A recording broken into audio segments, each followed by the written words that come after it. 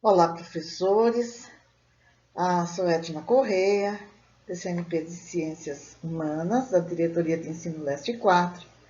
Estamos nos organizando para mais um trabalho de ATPC e vamos lembrar que nos dois últimos encontros nós fizemos breves reflexões sobre a questão étnico-racial e também sobre a questão indígena.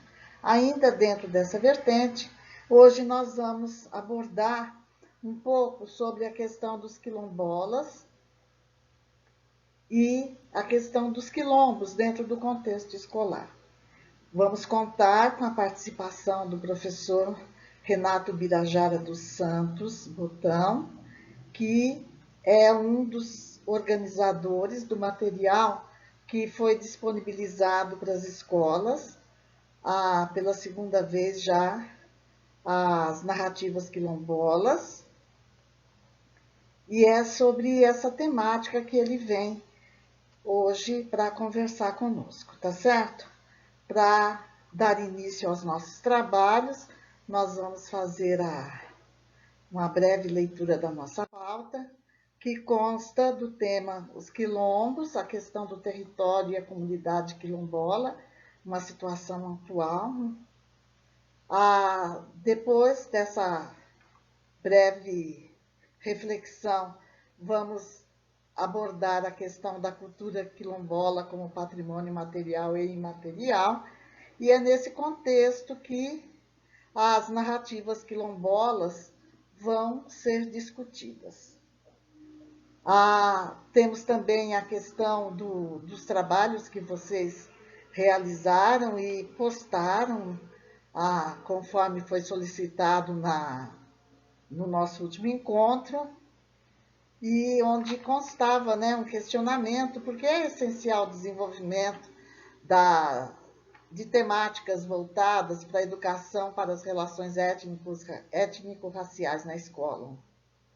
E acrescentamos hoje, né, quais os cuidados que devemos ter ao organizar um plano de aula, projetos e pesquisas de acordo com o que orienta a Lei 10.639, 2003, e a Lei 11.645, de 2008, que são as leis que norteiam as reflexões que vimos fazendo nesses mais recentes encontros, tá certo? Então, diante da questão posta, nós vamos dar início ao trabalho e eu vou fazer uma abertura falando um pouco sobre a questão dos quilombos e definições que nós encontramos ao longo do tempo aí sobre a questão do quilombo. Vamos lá? Um dos significados da palavra quilombo está ligado à origem banto africana, que significa povoação. Quilombo também pode ser denominado como uma comunidade constituída por escravos negros que resistiram ao regime de escravidão que vigorou no Brasil por mais de 300 anos. Os quilombos, por sua vez, se constituíram a partir de uma grande diversidade de processos que incluíram fugas de escravos para as terras livres, e essas terras eram geralmente isoladas. A liberdade foi conquistada também por meio de heranças, doações, recebimentos de terras como pagamentos de serviços prestados ao Estado, e também pela permanência nas terras que ocupavam e cultivavam no interior de grandes propriedades. Uma das características do quilombo era a resistência e a luta pela conquista da autonomia. A formação dos quilombos representou um movimento de transição da condição de escravo para a de camponês livre. O primeiro quilombo que existiu no Brasil é o quilombo que surgiu na capitania de Pernambuco, Quilombo de Palmares. Palmares era o nome de uma cidade onde o quilombo foi estabelecido. Esse Quilombo dos Palmares, ele teve uma vida longa, durou mais de 100 anos, e ele é considerado o maior quilombo do Brasil colonial.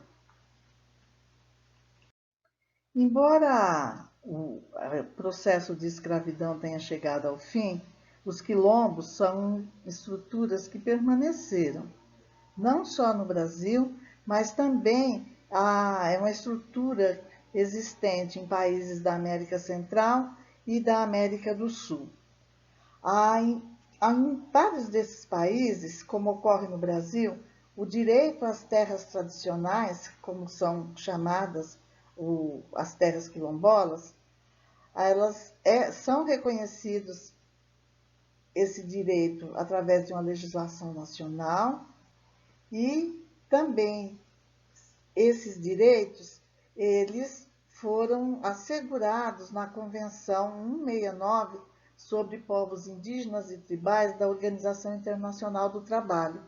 Foi ratificada pelo Brasil e por diversos países da América Latina. Hoje, no Brasil, nós temos mais de 3.000 comunidades quilombolas que estão espalhadas pelo território brasileiro. Elas se mantêm atuantes, produtivas, e a luta pelo direito de propriedade é uma luta constante. E essas terras, embora tenham sido asseguradas como direito a partir de 1988 pela Constituição Federal, muitas delas ainda não foram tituladas e permanecem em processos morosos de reconhecimento para poderem ser consideradas terras quilombolas de fato, a partir de título de terra.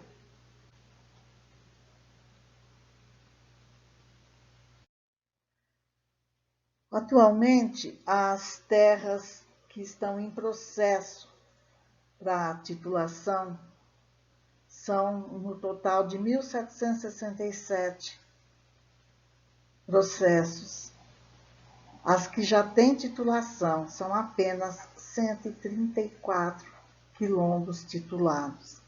Então, isso representa um percentual mínimo dentro da quantidade de processos que estão em andamento.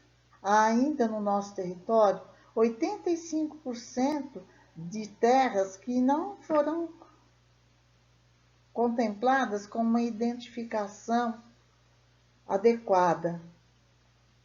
Os estados da Bahia, Maranhão, Minas Gerais e Rio Grande do Sul são os que mais apresentam processos na solicitação da legalização de terras quilombolas, em busca de uma titulação para essas comunidades.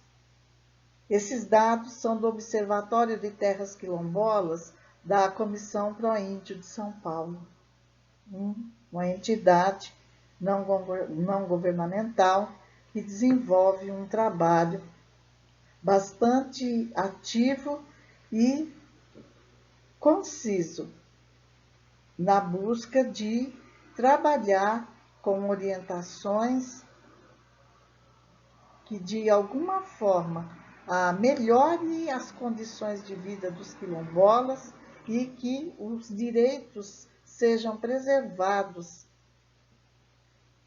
de todas as formas, criando processos, trabalhos e também práticas de agricultura que mantêm essas terras produtivas.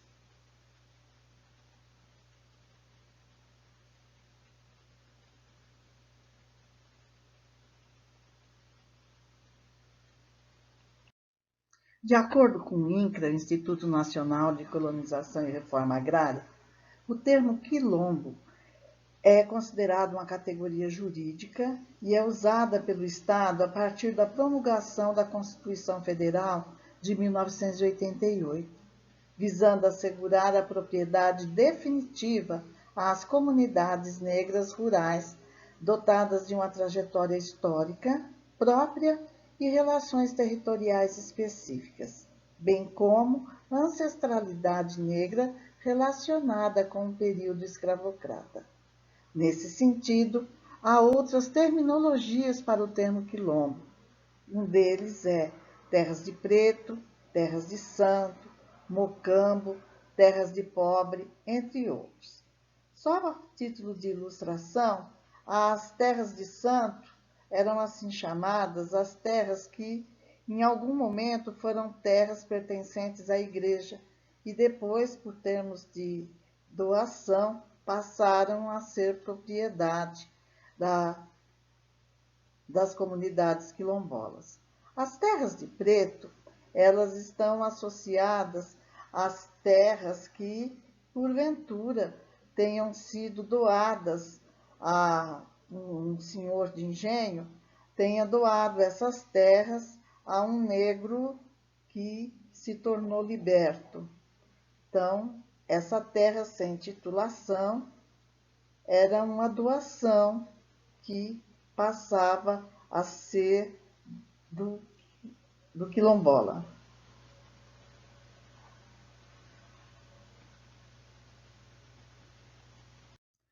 De acordo ainda com o documento do INCRA, a comunidade quilombola está, de alguma forma, está denominada da seguinte maneira.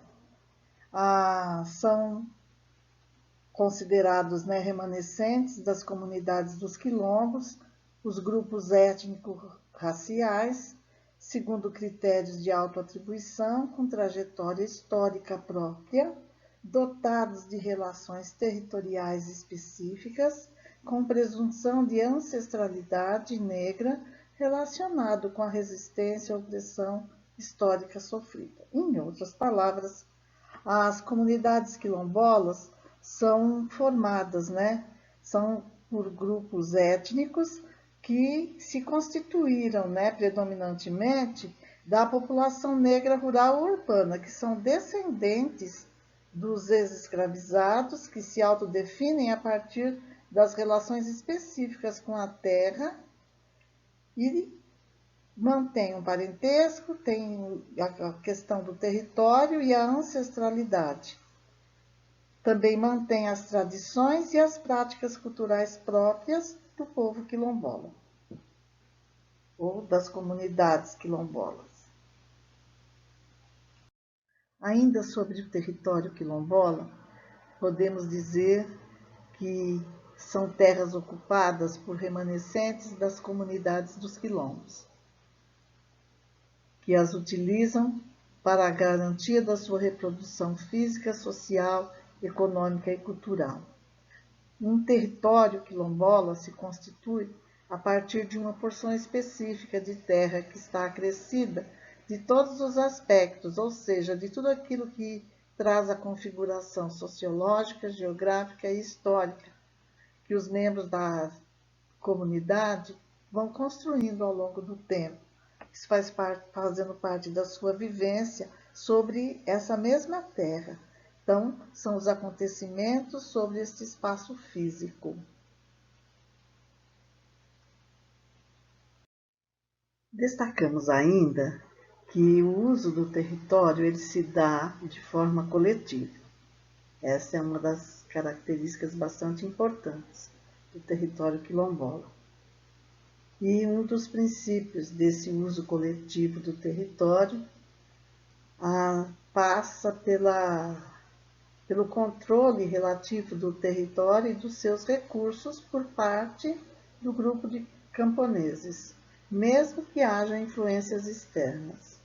Uma outra questão é que, sendo a unidade produtiva e reprodutiva da comunidade, são as famílias que detêm a autonomia camponesa do processo produtivo. Outro detalhe, o que garante o direito dessas famílias é o trabalho exercido pelos seus membros sobre determinadas condições e em determinadas porções do território. Então, as regras são criadas dentro do próprio grupo e normalmente são regras tradicionais que passam de uma comunidade para outra.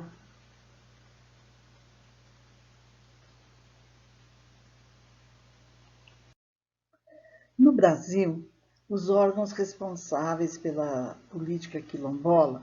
Em primeiro lugar, nós temos o INCRA, que é o Instituto Nacional da Colonização e Reforma Agrária, que trata exclusivamente, diretamente, a questão do acesso à terra. Temos a Comissão Pró-Índio, que é uma comissão organizada por um grupo de pessoas que fazem parte dela, antropólogos, médicos, advogados, pesquisadores, que, de alguma forma, desenvolvem um trabalho para ajudar a estruturar as práticas quilombolas e trabalhar de forma que elas possam ser preservadas e que as terras sejam terras tituladas. É uma organização não governamental. Temos também o Programa Brasil Quilombola.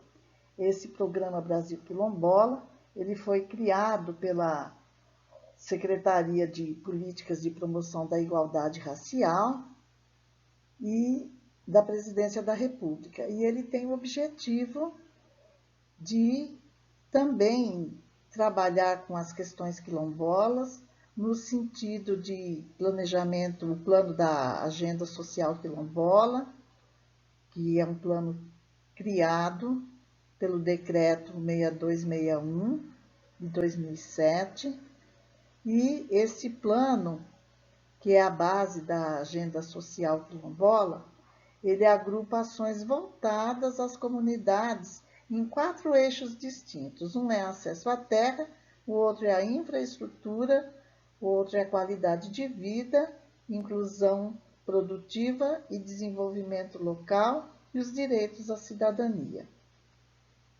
Lembrando que a titulação das terras, ela não se dá apenas no nível federal, ela pode acontecer no nível estadual e também no nível municipal, depende do trâmite do processo que é desencadeado.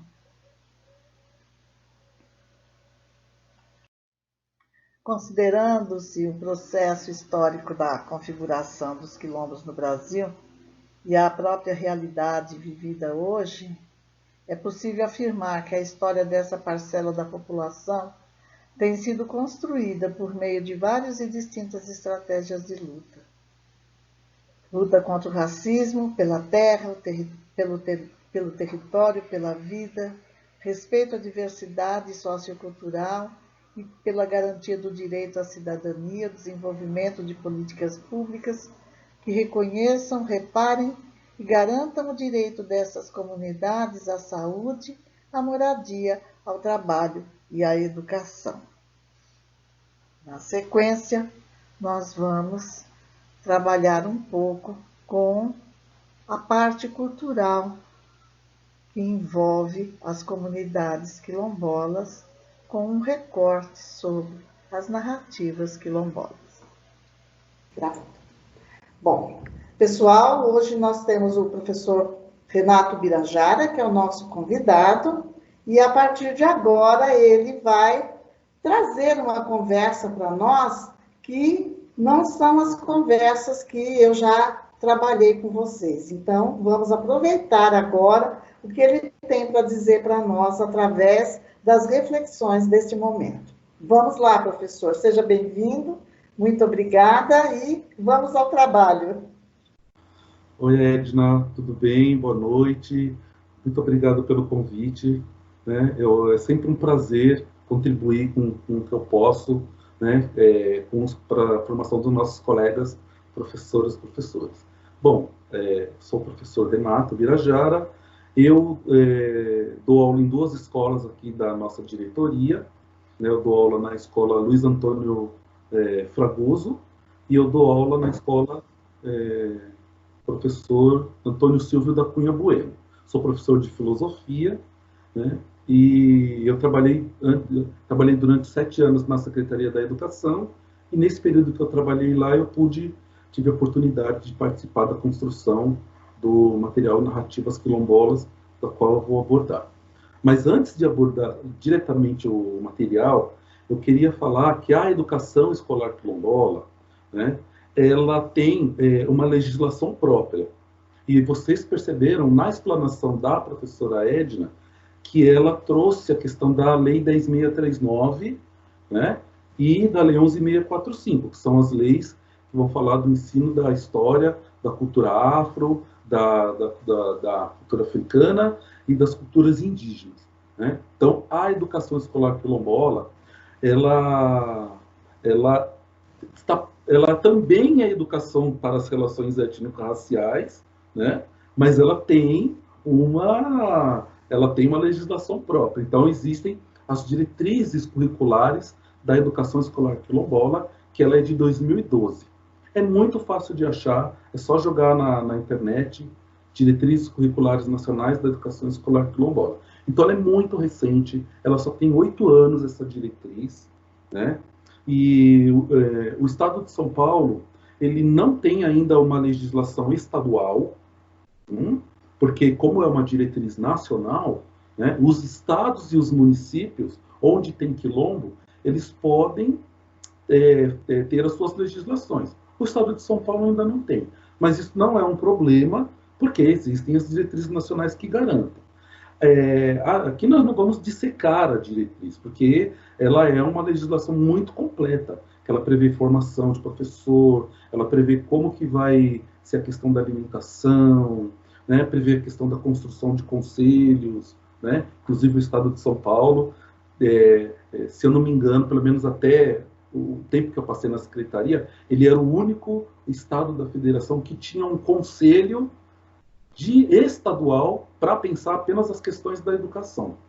Por que eu digo isso? Porque, por exemplo, o município de Ubatuba, ele tem um conselho quilombola. Só que aí é para pensar todas as questões dos quilombos. Território, saúde, educação, né? Agora, um conselho específico de educação escolar quilombola, o Estado de São Paulo, ele é um dos estados que sai à frente, né, nessa ação, né? Inclusive, o conselho está ativo até hoje. Então, existe uma legislação.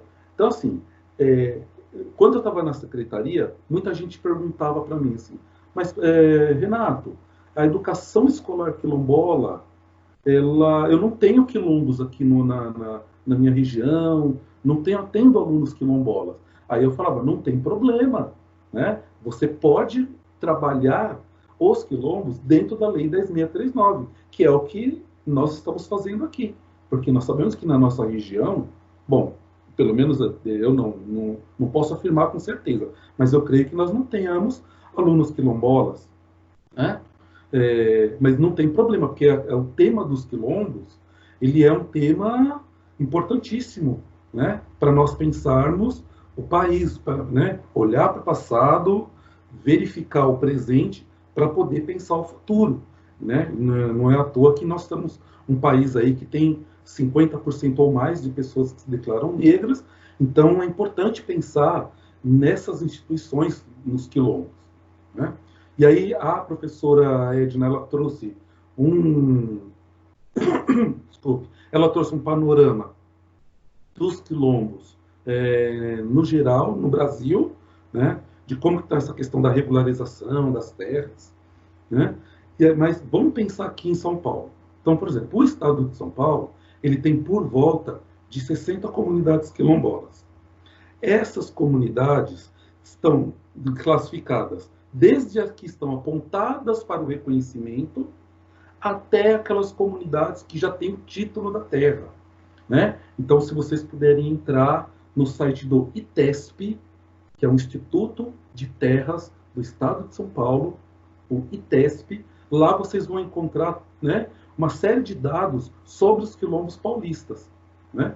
Aí vocês podem se perguntar, poxa, Renato, mas a professora Edna, ela falou do INCRA, né? Ela falou de órgãos federais, tá certo, só que ela também disse que os estados também podem trabalhar, né, na questão da regularização. Então, no estado de São Paulo, quem vai trabalhar com a questão da regularização fundiária, tanto das questões indígenas quanto das questões quilombolas, é o Instituto de Terras, né? Então, isso é importante também para nós falarmos para as nossas alunas e para os nossos alunos, né? Então, como eu disse para vocês, eu trabalhei na secretaria durante 7 anos. Nesse período, eu tive a oportunidade de... E quando eu chego em 2012, eu já chego, eu e uma outra colega, chegamos com a incumbência de fazer esse material, né? Sobre os que era um grande pedido das comunidades quilombolas. E aí nós saímos a campo, né, para poder registrar as conversas dessas pessoas quilombolas, sobretudo os mais velhos, né? Daí surgimento desse material aqui, ó, que é o livro chamado Narrativas Quilombolas, né? E tem o caderno de atividades, né? Por que eu estou falando um pouco da história da construção? Porque não foi simples, né? Eu chego em 2012, né? Vamos a campo, registramos todo o material, temos todo o material, só que esse material ele vai sair só em 2017, por conta de uma série de questões burocráticas internas da própria Secretaria da Educação, né? Então, esse material ele sai no finalzinho de 2017. Em 2018, ele é feito o lançamento na Escola Quilombola, que o nome da escola é Maria Antônia Chules Princesa, que é o nome da escola quilombola que fica no município de Eldorado, na diretoria de registro. Então, foi feito o lançamento desse material, né?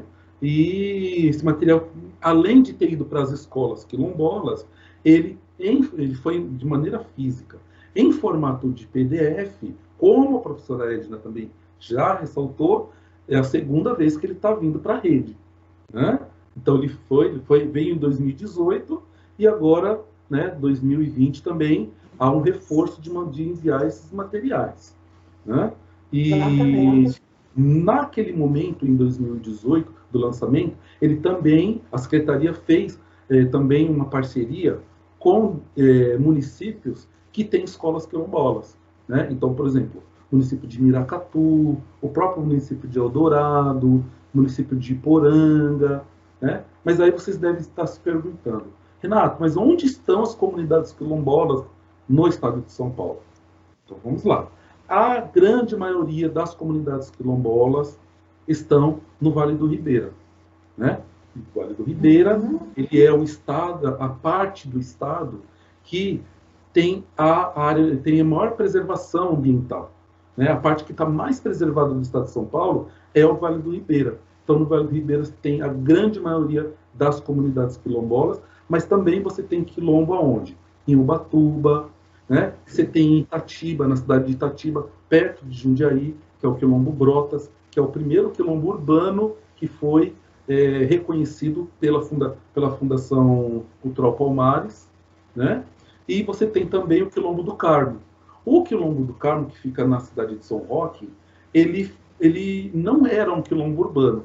E ele se tornou um quilombo urbano porque a cidade foi chegando até o quilombo, né? Então, a cidade de São Paulo tem comunidades também. Tem Itapeva, que é o quilombo do Jaó, né? Então, tem enfim, muitas e muitas comunidades, né?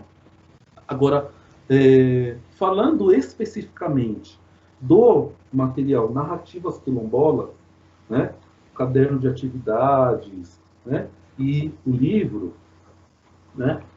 Esse caderno dá para dar, assim, nós que somos da área de ciências humanas, dá para se trabalhar muitas coisas. Então, por exemplo, um ponto muito interessante que dá para nós trabalharmos, né, sobretudo na área de história, é trabalhar a questão da oralidade, né? Quem é mais especificamente da área de história já trabalha essa discussão, né? Questão da história oral, né? Como eu disse para vocês, o material, a base desse material são as histórias das comunidades, as pessoas contando suas histórias, né? Então, trabalhar a questão da oralidade, ela é importante, né? E aí existem várias maneiras de se trabalhar a questão da oralidade. Então, por exemplo, em relação às questões, às comunidades indígenas, Também dá para trabalhar a oralidade, né? Uma vez que muitas das sociedades indígenas, né, assim como muitas das sociedades africanas, elas têm na sua base a oralidade, porque eram sociedades que a gente chamava de sociedades ágrafas, ou seja, sociedades que não tinham uma escrita.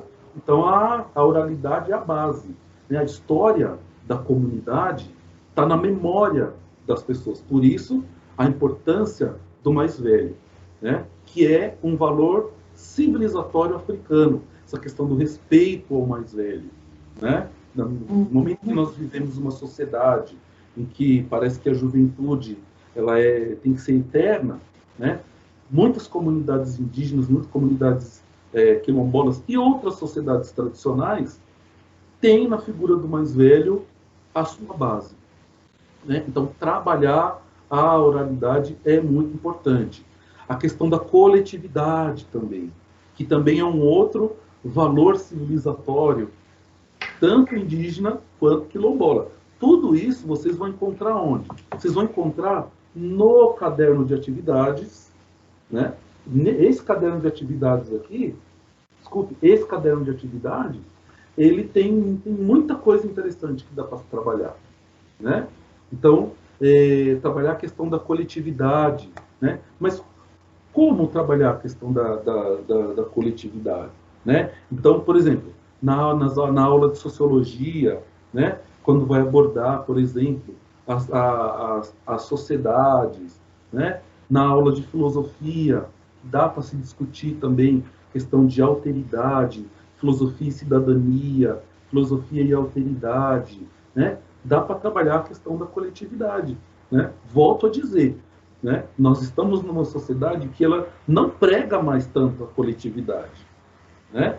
E aí você tem essas sociedades, né, inseridas, presentes no século XXI, mas que mantém essa questão da coletividade, né? A professora Edna, ela trouxe uma reflexão sobre a questão da economia quilombola, que ela é importante também, né? Hoje, engraçado que hoje eu estava vendo acompanhando uma discussão no YouTube que tinha lá 3 mulheres quilombolas, e elas também falando dessa questão da economia, né, quilombola. A gente sempre tem que lembrar que os quilombos, eles estão presentes na sociedade. Os quilombos o quilombo não é uma coisa do passado. Então, assim, existe quilombo na atualidade, e eles estão vivos, eles estão produzindo, né? Assim como o quilombo de Palmares tinha uma economia muito forte, durou mais de 100 anos, né? No Brasil tem estudos que vai dizer que nós temos por volta de 5 mil comunidades quilombolas, né? Que são comunidades. Agora, por que esse número? Porque tem um número aproximado aí de 3 mil comunidades, mas são as que já estão apontadas para reconhecimento, já estão tituladas, já estão catalogadas. E tem aí um número muito grande, né, que não, assim, aquela comunidade está lá, só que nem a Fundação Cultural Palmares, nem o INCRA, que é também um órgão federal, né, que vai fazer a regularização, nem o INCRA ainda cadastrou essa comunidade, né, porque existe todo um processo para reconhecer aquela comunidade, né? As pessoas na própria definição de quilombo que a professora Edna traz, né, já está lá dizendo, é autoatribuição.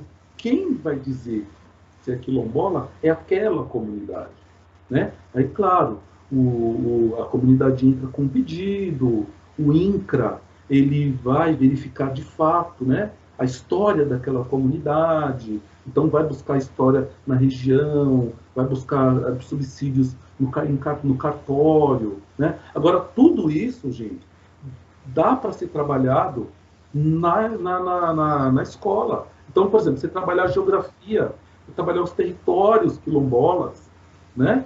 Então, por exemplo, tem um grupo de pessoas na região de Guaianazes, eu estou lembrando isso agora, tem um grupo de pessoas na região de Guaianazes que eles queriam, se auto-intitulavam uma comunidade quilombola. Né? Aí eles pediram para entrar, né? Entraram com pedido para ser reconhecido como quilombola. Só que aí, quando o Instituto de Terras do Estado de São Paulo foi lá conversar na comunidade, conversar na região, buscar indícios no cartório, buscar indícios em outros equipamentos públicos, não achou um histórico de que aquela comunidade realmente era quilombola. Agora, por que isso? Porque existem muitos, como que eu vou dizer? Muitas instituições de cunho afro, como, por exemplo, coletivos, né? Escolas de samba, templos religiosos como Candomblé e Umbanda, que eles vão se colocar como quilombos, mas no sentido de resistência. Né? Que tem um autor chamado Abdias do Nascimento, e ele escreve um livro chamado Quilombismo. Né? E nesse livro ele vai dizer que todas as instituições do legado afro, que eu falei agora, eu dei exemplos, escola de samba, terreiro, os coletivos atuais, os coletivos de rap, de funk, né? Todos esses coletivos, essas instituições, ele está dentro do conceito de quilombismo, mas no sentido de resistência, não no sentido clássico de quilombo. Né? Então, assim,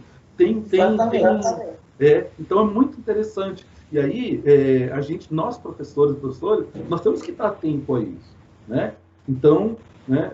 Professor, eu sou quilombola, mas você é quilombola em qual sentido você está dizendo que você é quilombola? Não, estou dizendo no sentido de resistência, porque eu faço parte de um coletivo de rap, ou um coletivo de slam, né? Então, no sentido de resistência. E dá para ser trabalhado isso também, né? Então, assim, esse material das narrativas quilombolas, ele é um material riquíssimo,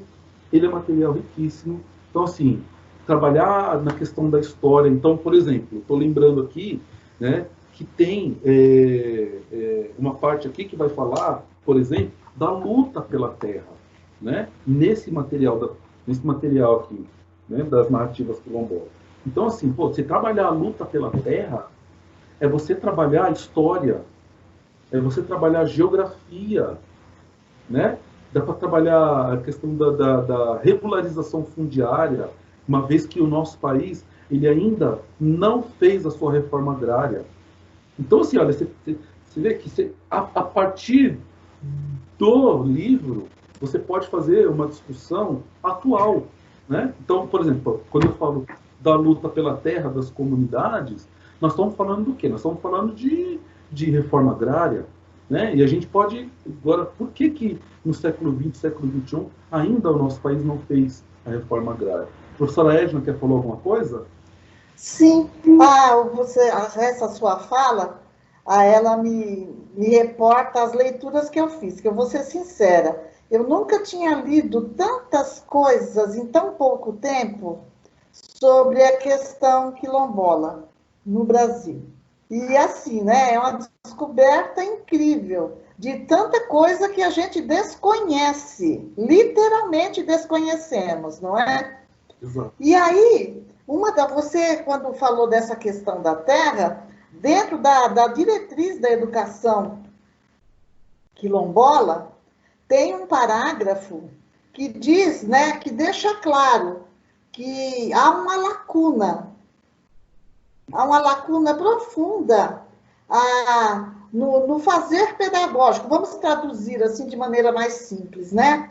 Do que se faz lá na ponta, na escola, acerca de todas essas questões que envolvem o ser quilombola e o quilombo e a questão dos direitos que eles têm à propriedade. E que dentro dessa perspectiva, a questão da terra não é trabalhada de maneira adequada, e que por conta, muitas vezes, da não compreensão da dimensão do ser quilombola e da importância que eles têm, né, dentro e também de trazer um modo de vida que hoje está se aplicando bastante, que é o modo de vida coletivo, que é o plantio sem o uso de agrotóxico, não é? Então, eles estão trazendo essa dinâmica para a vida urbana também, não é? E aí a legislação diz que há essa lacuna, ela precisa ser suprida. E precisa ser suprida com formação para o professor e também com ações pedagógicas dentro de planos de trabalhos mais abrangentes. Exato, exato. A professora Edna, ela traz um ponto muito importante, né? Essa questão da lacuna é uma lacuna histórica em relação à questão não apenas quilombola, mas de todo o legado civilizatório africano no Brasil e a questão do legado indígena, né? Então, em outras palavras, precisamos ter formação, precisamos nos formar, né? Para poder entender de fato a história do nosso país, porque não dá mais para a gente ouvir a história apenas de um ponto de vista, né? Então, do ponto de vista de quem está no mar e está olhando a terra, né? Essa pessoa, né, no caso europeu, ele acha que está descobrindo alguma coisa, mas do ponto de vista de quem está na terra, está vendo o navio chegar, né? Não é o ponto de vista de alguém que está falando, olha, estão descobrindo, né? É um outro ponto de vista. E o ponto de vista de quem está no navio, no porão do navio, é um outro ponto de vista também. Então, assim, nós precisamos. O Brasil, historicamente, ele tem aí duas lacunas, né? Tem a lacuna indígena e tem a lacuna afro.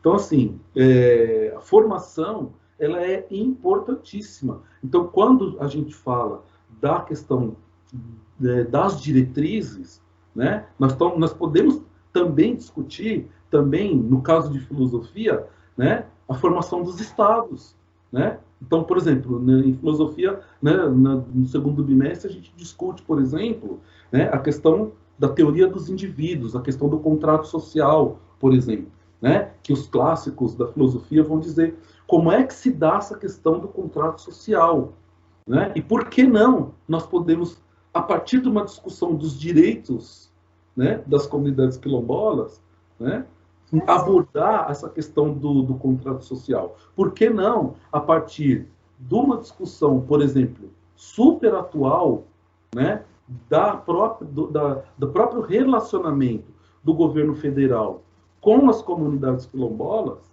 né, e de outros governos também, não só o federal, né, a partir dessa discussão atual, nós olharmos as comunidades quilombolas, que são comunidades que estão produzindo, né? Muitos dos alimentos que nós temos, né, vêm dessa agricultura, que é essa agricultura que a gente chama de agricultura familiar, né? Então, assim, por quê? Porque os grandes agricultores, os grandes latifundiários do Brasil, eles produzem para exportação, né? E a agricultura familiar, né, ela é a base da alimentação interna no Brasil. Então, isso suscita também muitas discussões, né? Então, por exemplo, em sociologia, dá para discutir a questão dos ritos, né? Por quê? Porque determinadas comunidades quilombolas, elas têm os seus ritos fúnebres, né? Tem os seus ritos fúnebres. Por exemplo, dá para se trabalhar matemática, né? Embora não seja uma formação específica de matemática, mas dá para trabalhar a matemática. Por quê? Porque algumas comunidades quilombolas, eles vão utilizar outras medidas, né? Além de metro, além de quilômetro, centímetro. Então, por exemplo, tem um nome que eles chamam de braça, né? Quantas braças tem esse terreno, né? Então, assim, gente, é possível discutir a partir do material Narrativas Quilombolas, tá? Sugiro que vocês procurem esse material, tá? Esse material tem em PDF, tá? É um material muito bom, que ele não pode ficar restrito apenas nas escolas quilombolas, né? Dá para a gente discutir muita coisa. Por exemplo, a relação cidade-campo, né? Então, Sim. assim, como que é essa relação cidade-campo, né? E aí eu queria trazer para vocês aqui, mostrar para vocês mais alguns materiais que estão na biblioteca das escolas, que também tem a questão dos quilombos, para além do material das narrativas. Então, por exemplo, existe esse livro, tá? Esse livro ele tem em todas as bibliotecas das escolas, então procurem na biblioteca da sua escola. É um livro chamado Liberdade por um Fio, né? É um livro importantíssimo, é um livro de artigos sobre vários quilombos em Minas, no Rio Grande do Sul, né? Então, tá aí um material que dá para ser trabalhado, né? Ler esse material aqui, preparar as aulas, né? A questão da preparação da aula também é importante. Tem esse material, né? Que é importante também, né? África e Brasil africano. Então, se vocês forem ver lá no capítulo 4, eu até marquei aqui, né? Sobretudo lá na página 97, quando fala da questão das resistências à escravidão, tem uma parte que vai falar dos vários tipos de quilombos, né? Então, os quilombos, eles não têm só um tipo de formação, né? Então, tem esse material. E, por último, eu quero trazer esse material chamado Orientações e Ações para a Educação das Relações Étnico-Raciais. Esse é um material do MEC. Está disponível gratuitamente, tá, em PDF, tá?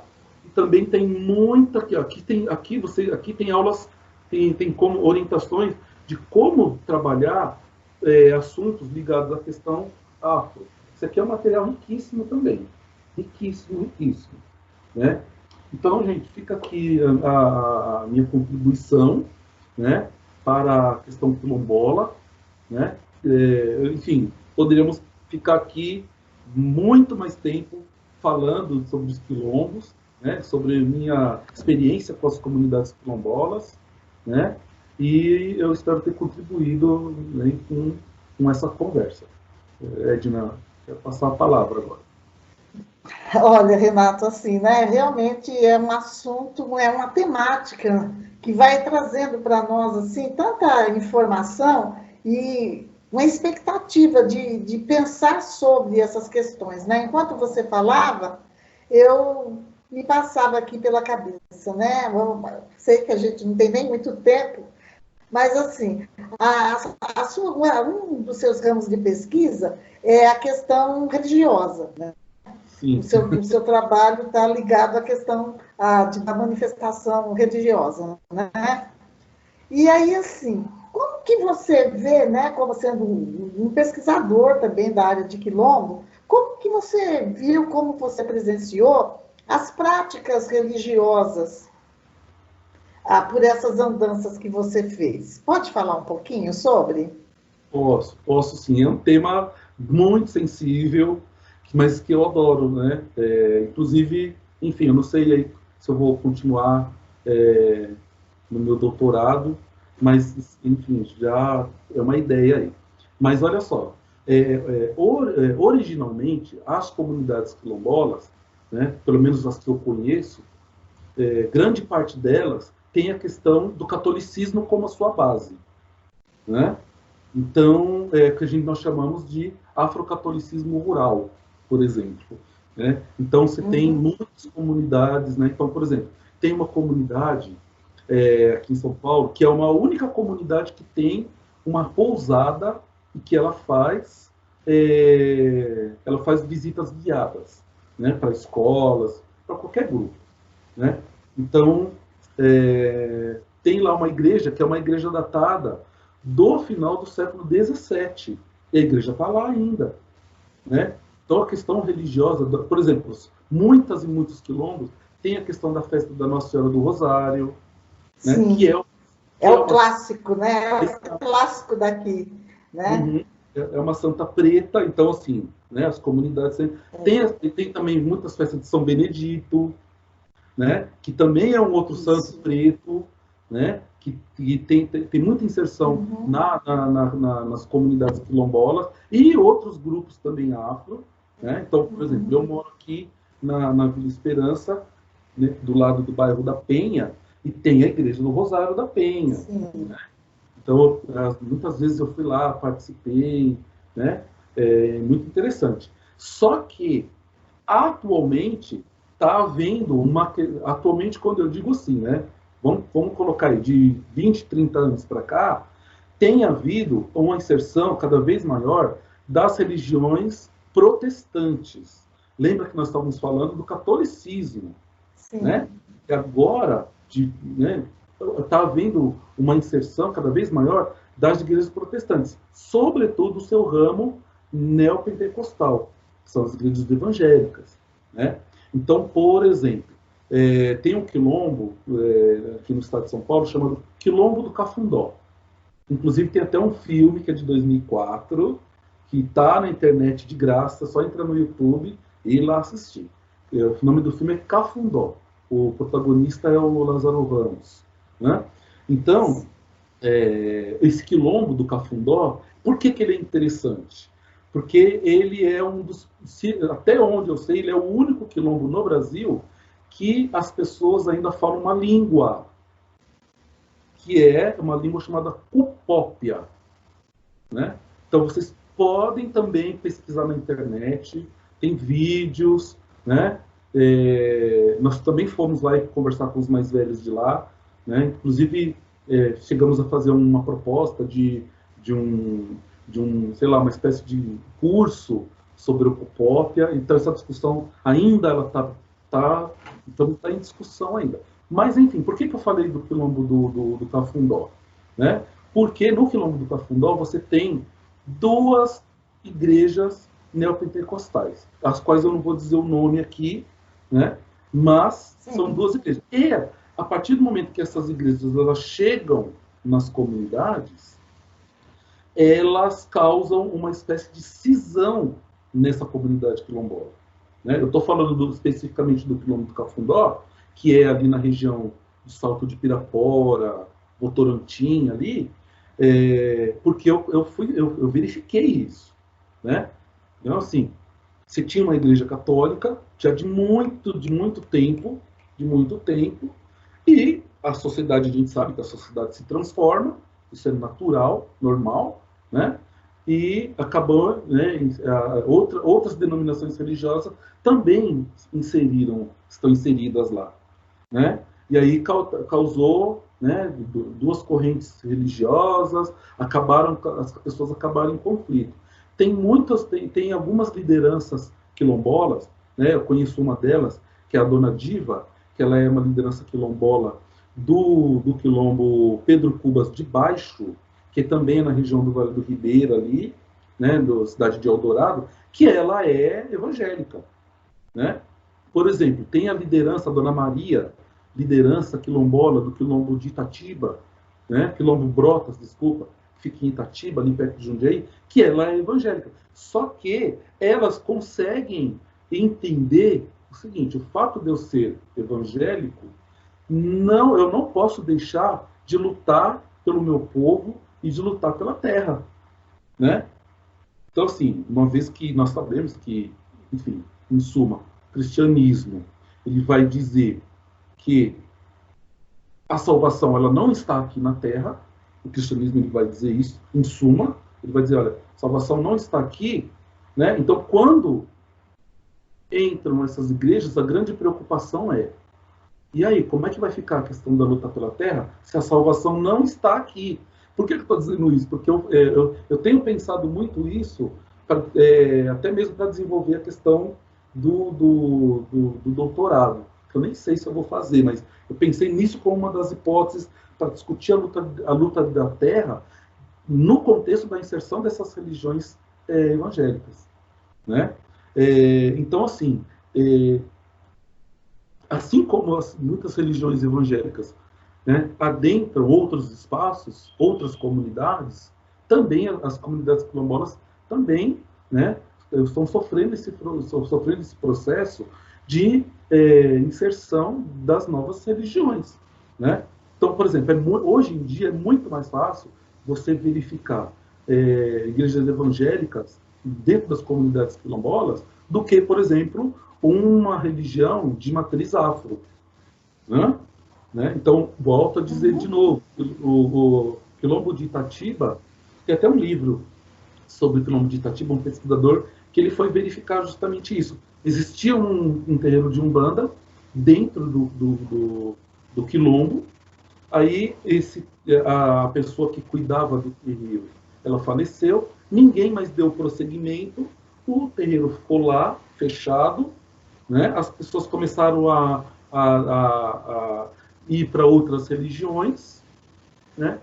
Mas a comunidade, ela entendeu que aquele espaço sagrado do terreiro, ele era importante, né? Então, assim, ia lá, mesmo que não professasse a religião, né, as pessoas iam lá, elas limpavam o espaço, né, deixavam lá tudo bonitinho, às vezes acendia até uma vela. Por quê? Porque é uma outra relação que aquelas pessoas têm com aquele espaço, né? Então, você vê que, assim, não é uma questão simples, né? Sim, mas não é. É um tema muito interessante também para a gente discutir isso com os nossos alunos. Por quê? Porque o que fica no imaginário, né, do senso comum, né? Vamos falar da ideia de senso comum. O que fica no imaginário? Que quilombo está no passado, né? Sim. Que não existe mais quilombos. Eu também tomei um susto em 2012, quando eu fui convidado para ir para a secretaria, para compor a equipe de educação escolar quilombola. Eu falei, ué, mas primeiro, existe quilombo em São Paulo? Eu não sabia. Depois que eu fui vendo a riqueza que é, né? Então, existe quilombo no Brasil inteiro e na América Latina existem comunidades quilombolas. Inclusive, eu tenho um contato com uma quilombola, né, que é da Colômbia, né? Inclusive, eu tenho até uma, que é a Sandra. Ela é da da região de Cauca, que é o sul da Colômbia. Então, se vocês forem verificar, por que eu estou falando da Colômbia agora também? Porque a Colômbia, depois do Brasil, a Colômbia é o país que mais tem pessoas negras na América Latina, né? 25% da população colombiana, ela é de pessoas pretas. Então, você tem comunidade quilombola. Tem no Suriname, tem nas Guianas, no Panamá, né? E existe uma instituição chamada CONAC, que é a Coordenação Nacional das Comunidades Quilombolas, que é brasileira, mas ela tem diálogo com outras organizações e outros quilombos da América Latina, né? Então, assim, gente, dá para a gente pensar a questão quilombola, dá para nós pensarmos a partir da língua, a partir da história, da geografia, sabe?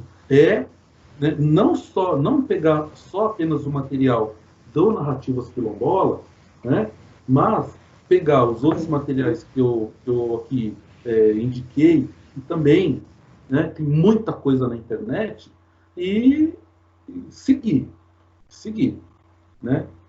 Dá para fazer bastante coisa, né?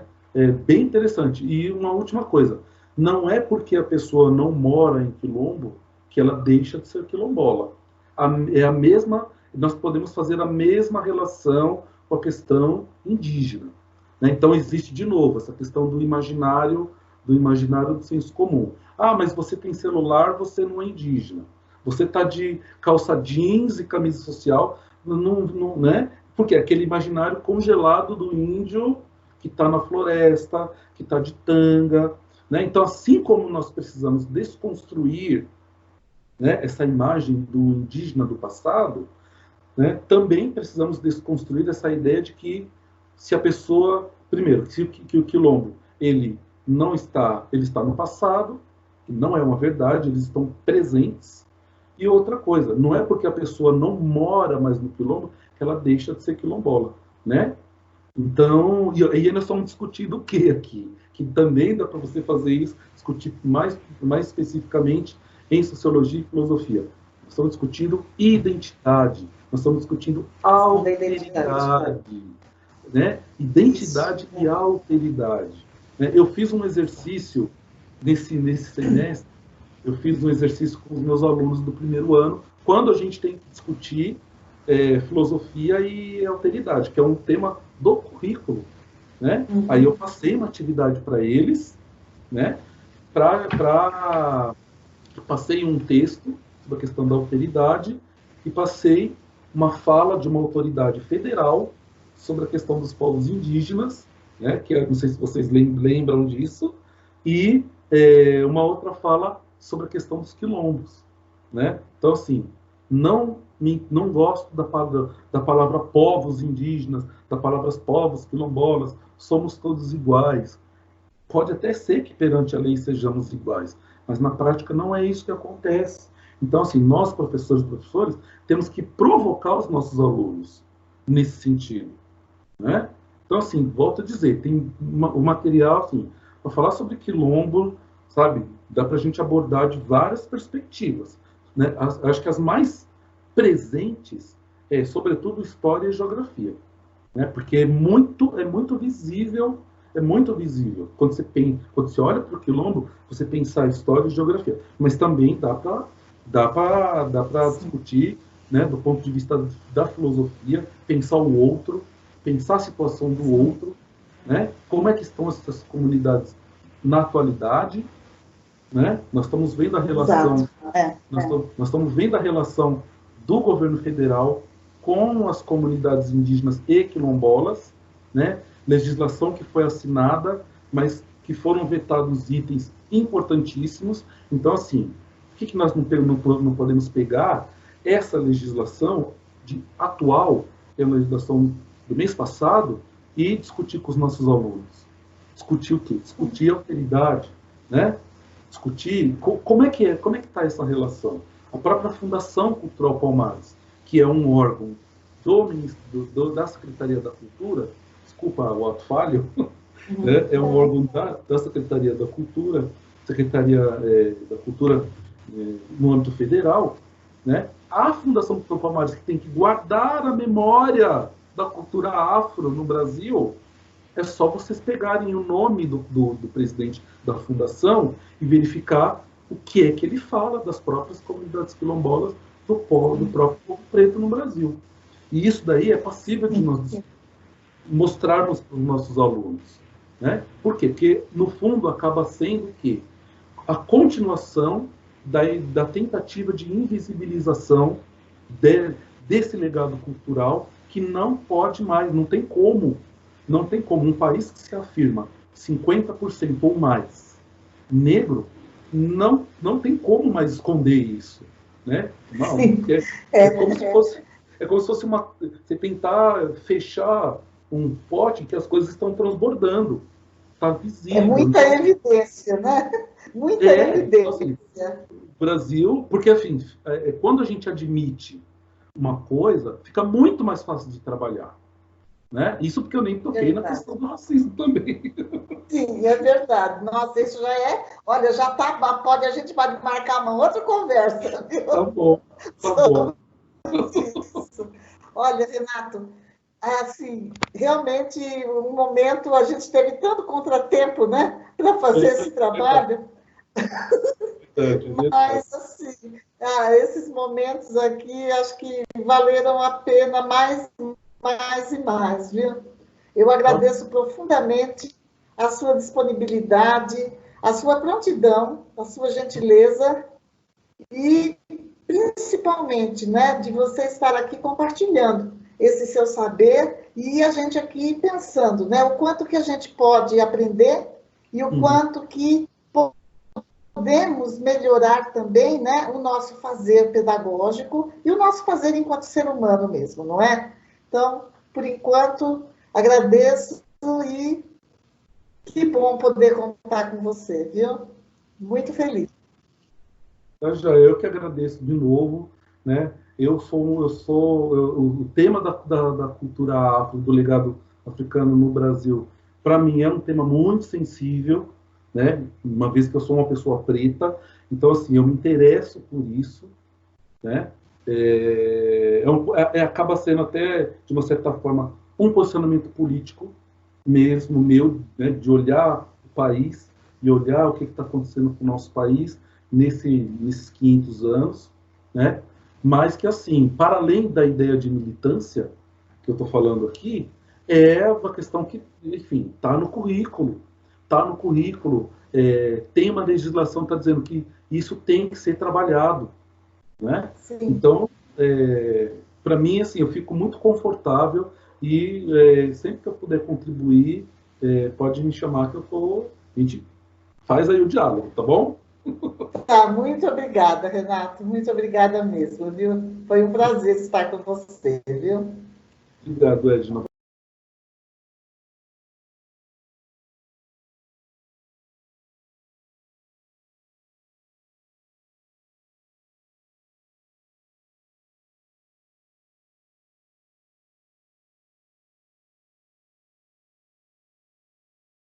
Bem, pessoal, nos aproximamos já da conclusão dos nossos trabalhos de hoje e após essas reflexões tão importantes feitas pelo professor Renato e a sua brilhante exposição, vamos retomar aqui a, essas questões que nos levam a pensar em ações, vamos dizer assim.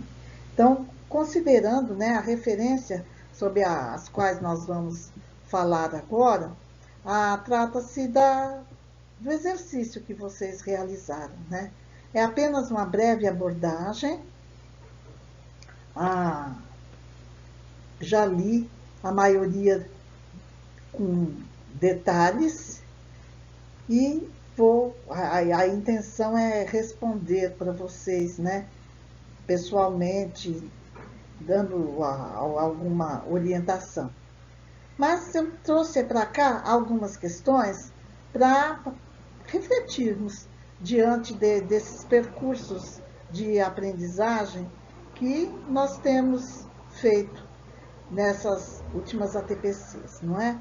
Então, dentro do questionamento que vocês tinham para refletir, tinha uma seguinte situação. Por que é essencial o desenvolvimento da ERE, né? Ou seja, o trabalho com a educação para as relações étnico-raciais na unidade escolar? Então, assim, eu observei que foram dadas muitas justificativas ali, não é? Mas, por si só, a legislação já define essa necessidade, né? Por que é essencial?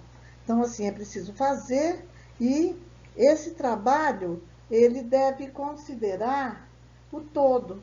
Então, assim, eu vou escolhi, né? Selecionei uma das justificativas, né, para explicar por que era essencial, e um grupo de professores, expressou assim, né, que o trabalho com a ERE é para todos.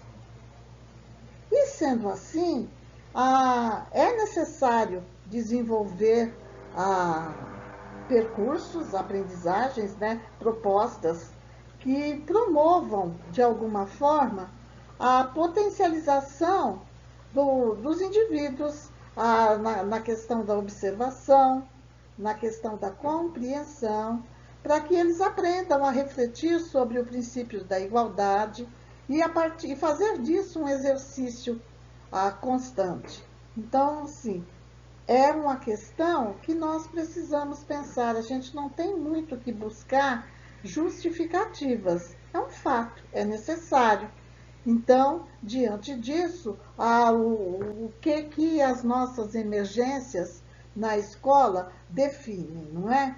Então, o que ela define é o trabalho, como vai ser feito, a metodologia que vai ser utilizada, os recursos que serão necessários, os percursos de aprendizagem que serão planejados para serem executados.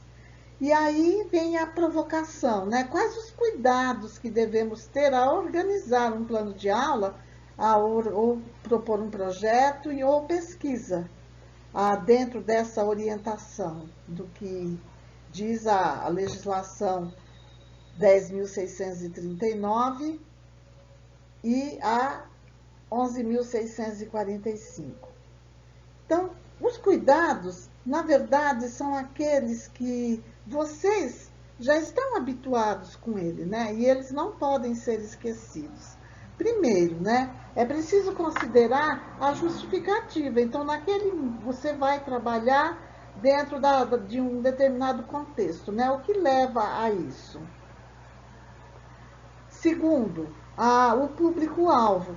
É sexto ano, é sétimo, é oitavo, nono, é ensino médio, é EJA, são as crianças menores. Por quê? Porque diante dessa definição é que os outros percursos vão poder ser definidos com mais assertividade. Então, vamos relembrar o que foi dito no encontro passado.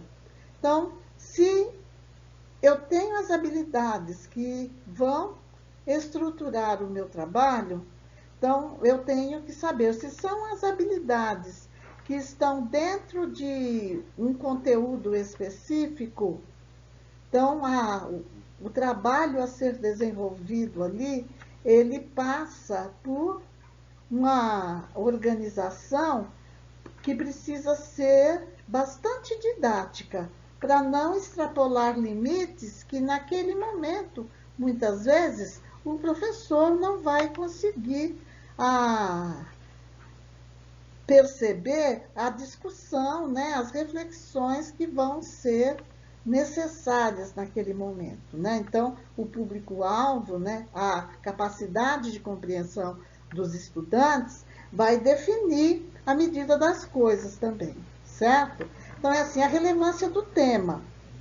Se é algo que está fora do percurso de aprendizagem da disciplina, e é uma temática que vai perpassar por um trabalho, né, mais abrangente e trazendo outras disciplinas para a conversa. Então, assim, qual é a relevância do tema? É de fato necessário que trabalhemos com esta temática, assim como ela se apresenta, ou podemos refletir sobre este processo e criar outro mecanismo? Aí vem a outra questão. O tempo de duração para essa atividade. Se é um plano de aula, quanto tempo? Eu vou usar 2 aulas, eu vou usar 3, eu vou usar 4 aulas? Qual é o começo, o meio e o fim deste percurso, né? O que eu estou pretendendo com isso? Se é um projeto, então ele tem características para se ampliar um pouco mais, então ele vai correr de forma paralela. Então, o que vai ser definido para dentro deste projeto? Que estrutura que vai ser dada? O estudante vai receber em mãos que tipo de roteiro para desenvolver este projeto? Quantos orientadores serão necessários para que este projeto tenha um resultado bem próximo do desejado? Se é uma pesquisa, a pesquisa é para aprofundar o tema, a pesquisa é para desencadear a conversa sobre o tema. Então, isso vai dar a medida da profundidade do que se pretende para a leitura, se é para uma leitura inicial, para uma abordagem inicial, ou se é para um trabalho de finalização dentro de uma temática que foi abordada. Aí vem uma outra questão interessante, o nome do projeto. Se eu conto assim, né, mitos e lendas indígenas, por exemplo, eu já estou definindo tudo o que vai caber dentro daquele trabalho que vai ser proposto. Se eu digo multiculturalismo, eu preciso orientar o que é que eu quero com esse multiculturalismo, compreender, desenvolver questões sobre o multiculturalismo. Então, o que pretendemos com isso, né? Então, o grupo de professores que vai trabalhar com a ideia do multiculturalismo, ele precisa definir quais são os limites desse trabalho, de forma que os percursos fiquem bastante visíveis e o desenvolvimento das atividades em cada etapa sejam realmente proveitosas, né? Sejam significado para ambas as partes, que tenham significados para ambas as partes, que traga, além da alegria da descoberta, que traga também a disciplina da aprendizagem, do aprender a filtrar informações, do aprender a trabalhar com as ideias, sintetizar as ideias, ou ampliar dentro daquela situação que está sendo trabalhada, amarrar as ideias, tá certo? Aí vem, quais as disciplinas que vão estar envolvidas? Também falamos um pouco sobre isso naquele outro encontro.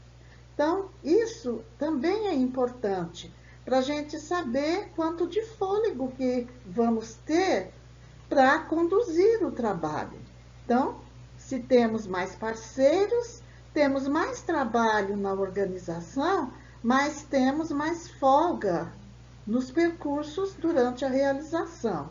Mas isso precisa ser feito de forma cuidadosa, porque é importante que haja um momento de conversas dentro desses percursos para ir aparando arestas sempre que necessário, para ir, às vezes, reorganizando um percurso formativo, ou para, de repente, pensar, não, nos equivocamos aqui, então vamos conversar com o grupo e avaliar o que já foi feito.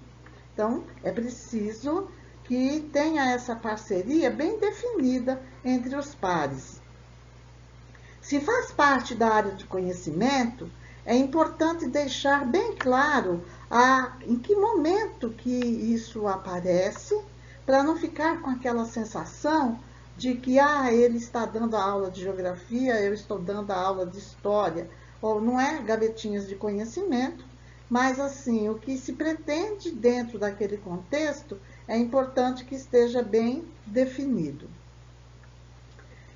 E uma das questões também que são primordiais é pensar quais os recursos que são necessários para desenvolver todo aquele processo. São papéis, são lápis de cor, são tesouras, são colas, pesquisa na internet, registros, organização de painéis. O que eu preciso, né? O que eu vou precisar de recurso? Para organizar painéis, a que tipo de papel? Se eu for fazer pesquisa, como é que eu vou orientar essa pesquisa? É pesquisa na internet ou é pesquisa em livros? Então, quais são os livros que eu preciso deixar disponível?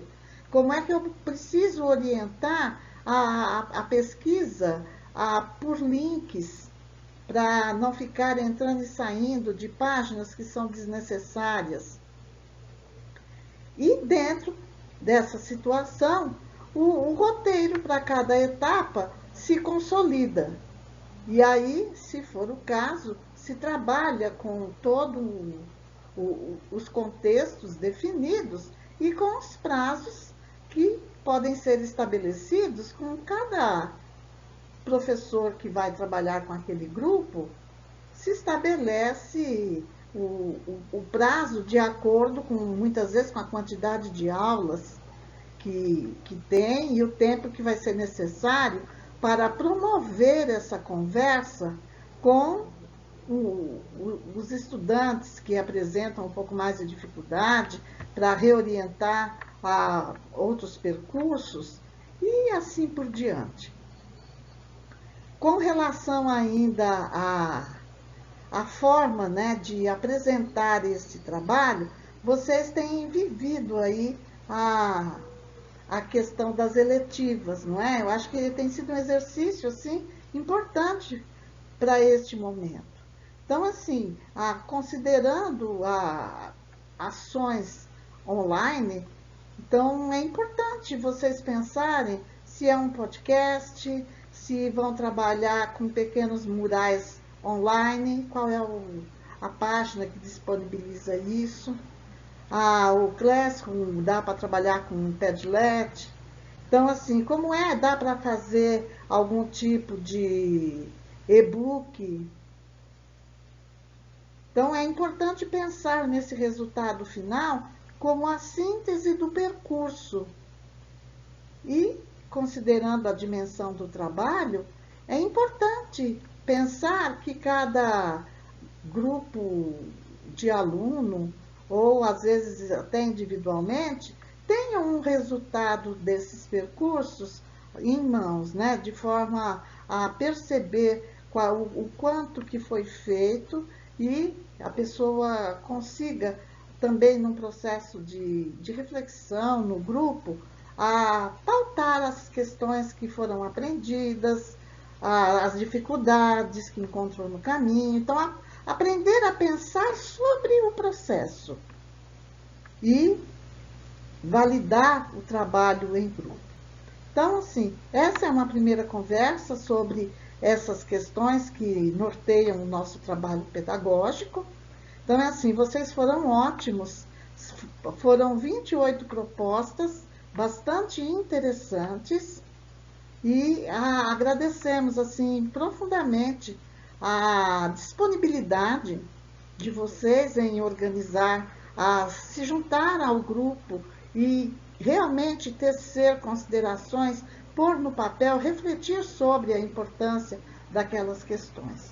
Então, isso nos deixa, assim, bastante felizes, porque mostra o interesse, mostra a consideração de vocês e também, né, de alguma forma, nos mobiliza a ler com cuidado o que vocês fizeram e também responder com cuidado e, particularmente, dentro de cada situação proposta por vocês. Tá certo?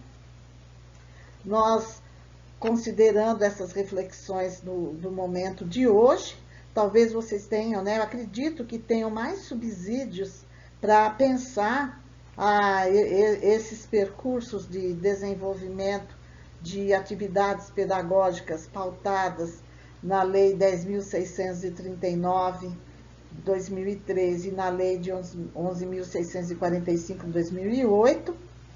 Então, os subsídios, eles estão disponíveis e, na medida do possível, podemos conversar, podemos trocar mensagens. Eu vou, nesses dias que vão estar um pouquinho mais flexíveis as atividades, eu vou procurar organizar lá no blog algumas listas de vídeos maravilhosos que eu encontrei durante as leituras de pesquisa que eu fiz para trazer esse tema para vocês. Então, é assim, realmente foi um momento muito proveitoso, muita coisa a gente descobre, e isso é importante. Então, eu fui juntando diversos links e vou disponibilizar para vocês, da mesma forma, materiais que eu encontrei para fazer leituras assim um pouco mais atuais também. Encontrei um trabalho importante do professor João Batista, da Universidade, lá do Instituto Federal do Mato Grosso do Sul. Então, é um documento que eu também vou disponibilizar para vocês, que fala de situações específicas no estado do Mato Grosso com relação à questão quilombola. Então, assim, né, vamos aprendendo nesse percurso a trabalhar e melhorarmos também o nosso processo de aprendizagem, tá certo? Então, nos despedimos e agradecemos profundamente a disponibilidade de vocês, a atenção, o trabalho do professor Renato, que foi o tempo todo bastante solícito com as conversas que nós tivemos. Então, assim, agradeço profundamente a delicadeza e a preocupação que ele teve em estar somando, né, com esse trabalho e trazendo essa contribuição tão importante que ele trouxe com os seus conhecimentos. Então, ficamos por aqui e vamos nos despedindo até uma próxima oportunidade e que vocês tenham um excelente trabalho.